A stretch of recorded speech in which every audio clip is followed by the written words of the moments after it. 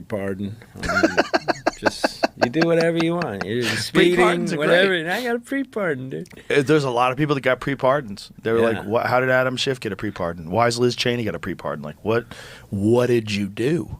What did you do that you need a pardon? Also, how that's never happened before. There's never been a pre-pardon. I mean, how can you pardon someone if they haven't been convicted of something? Well, there's a lot of debate on the constitutionality of it, too, like whether or not that's even what the pardons were intended for. And that was the thing during the 2020 like when Trump was leaving the office. You know, there was talk about what if he pre-pardons his family? That would be outrageous, and all the Democrats were against it. And then, of course, when Biden did it, everybody just shut up.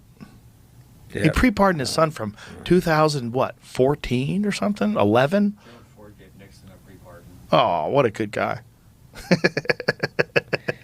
Yeah. That was necessary. Yeah. That was a pre-pardon? Mm-hmm. He was never charged. Seemed like a post-pardon at that point. He was about to be charged, and he was never. What was Gerald Ford going to be charged? Or Nixon. So Nixon. Watergate scandal. What? Oh, Watergate. Yeah. That's another one. The Watergate one's a weird one, too. Because the lead guy was an intelligence agent who was all of a sudden a reporter. Here's the pre-pardon list. George W. Bush gave some to the Iran-Contra affair people. Oh, what a good guy. Casper Weinberger. There you go. Abraham Lincoln, which is the Civil War. Abraham Lincoln did. During the Civil War, President Abraham Lincoln preempted pardons, part of the broader strategy to maintain national unity. Oh, okay. Extended to Confederate sympathizers and soldiers. Okay, as an incentive to lay down arms and support the Union. Jimmy Carter for the Vietnam draft. Yes, well, whoa, that was a good one. So there's a few, but not like the same reasons. I remember I was a kid. I was living in San Francisco when the Vietnam War ended. My parents were hippies. We were living in like Haight-Ashbury, like the like down near Lombard Street, in the middle of like hippie San Francisco. And I remember thinking, whew. As a little kid, thinking, wow, finally the war's over. I don't have to think about war anymore. I'm like, people are going to learn from this. I really believed that. You know? You are, because you're a hopeful person. Also, I was 10. Yeah. Or whatever I was.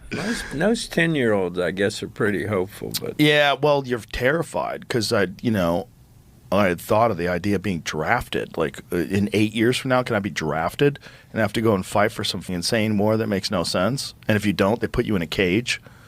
Like, that was the reality of life in the 1960s when they had conscription. Yeah. That's scary, man. You know, being forced to give up your life to go fight in some insane war that makes sense. It's probably about heroin. Probably had a lot to do with heroin trade. Well, yeah, they say that bombing in Laos was a lot of that on the Ho Chi Minh Trail. A lot of that had to do with that avenue for heroin there. Yeah. On that Ho Chi Minh Trail. Well, how about Afghanistan? Yeah, Afghanistan. Yeah, that can't be a coincidence. Poppies there and poppies there. Not only that, we were guarding poppy fields.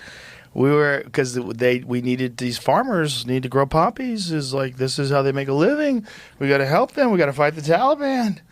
Then, it's 90+% of the world's opium is coming from this area. Like, what? 90%? Oh, yeah. Yeah. I think it's 94. I think it was 94% of the world's heroin was coming from Afghanistan while we were occupying Afghanistan.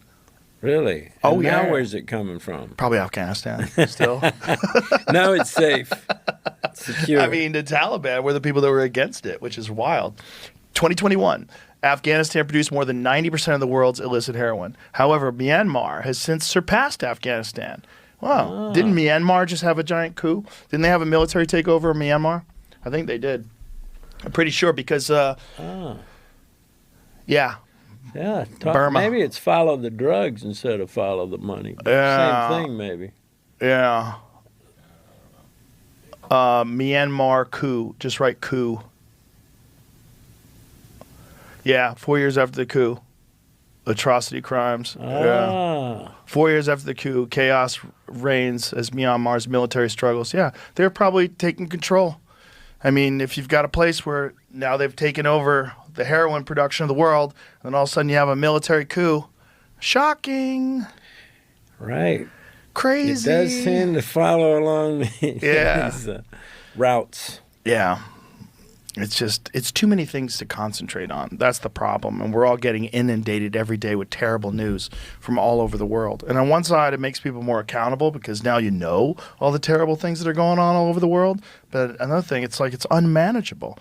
If you're one human being living in Austin, your phone is blowing up all day with atrocities that are happening all over the world. You're like, what can I do?